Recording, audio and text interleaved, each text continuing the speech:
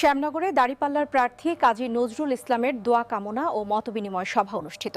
SK সিরাজের প্রতিবেদনে দেখুন বিস্তারিত। সাতক্ষীরার শ্যামনগরে বাংলাদেশ জামায়াতে ইসলামের মনোনীত সংসদ সদস্য প্রার্থী ও দাঁড়িপাল্লা প্রতীকধারী কাজী নজরুল ইসলামের দোয়া কামনা ও মতবিনিময় সভা অনুষ্ঠিত হয়েছে।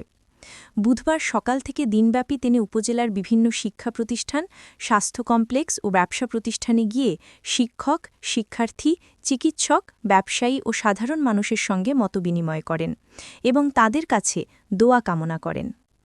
দিনের শুরুতে তিনি প্রথমে নকিপুর পাইলট মাধ্যমিক বালিকা বিদ্যালয়ে যান। সেখানে শিক্ষক ও শিক্ষার্থীদের সঙ্গে মতবিনিময় করে তিনি বলেন, আমি অতীতে 2 বার সংসদ সদস্য নির্বাচিত হয়ে শ্যামনগরের বহু উন্নয়নমূলক কর্মকাণ্ড বাস্তবায়ন করেছি, যা আজও এলাকার মানুষের উপকারে আসছে। তিনি শিক্ষার্থীদের উদ্দেশ্যে আরও বলেন, আমার সালাম তোমাদের বাবা মায়ের কাছে পৌঁছে দিও। আবারও জনগণ যদি সুযোগ দেন তাহলে শিক্ষার মানোন্নয়ন ও শিক্ষার্থীদের নিরাপত্তা নিশ্চিত করতে আরও কার্যকর উদ্যোগ গ্রহণ করব। এরপর কাজী নজরুল ইসলাম শ্যামনগর উপজেলা স্বাস্থ্য কমপ্লেক্স পরিদর্শন করেন।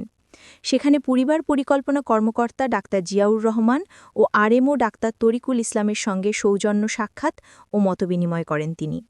এ সময় তিনি বলেন, আমার সংসদ সদস্য থাকার সময় শ্যামনগর স্বাস্থ্য কমপ্লেক্সে প্রথম অ্যাম্বুলেন্স ও এক্স-রে মেশিন সরবরাহ করা হয়েছিল। এরপরও হাসপাতালের সার্বিক উন্নয়নে আমি কাজ করেছি। পরে তিনি শ্যামনগর মডার্ন কিন্ডারগার্টেন পরিদর্শন করেন, শিক্ষক ও শিক্ষার্থীদের সঙ্গে আলাপ করে দোয়া চান এবং প্রচারণামূলক লিফলেট বিতরণ করেন। এছাড়াও তিনি স্বাস্থ্য কমপ্লেক্স রোডের ব্যবসায়ী, দোকানদার ও পথচারীদের সঙ্গে কথা বলেন এবং তাদের কাছ থেকেও দোয়া ও সমর্থন কামনা করেন। কাজী নজরুল ইসলাম বলেন, আমি রাজনীতি করি মানুষের কল্যাণের জন্য, ক্ষমতার জন্য নয়।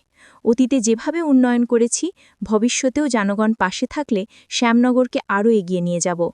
দিনব্যাপী এ কর্মসূচিতে বাংলাদেশ জামায়াতে ইসলামের শ্যামনগর উপজেলা অফিস পরিচালক শহীদুল ইসলাম, পৌর নেতা মোহাম্মদ রেজাউল ইসলাম, শেখ রেজা আহমেদ সহ পৌর ও উপজেলা কমিটির অন্যান্য নেতাকর্মীরা উপস্থিত ছিলেন।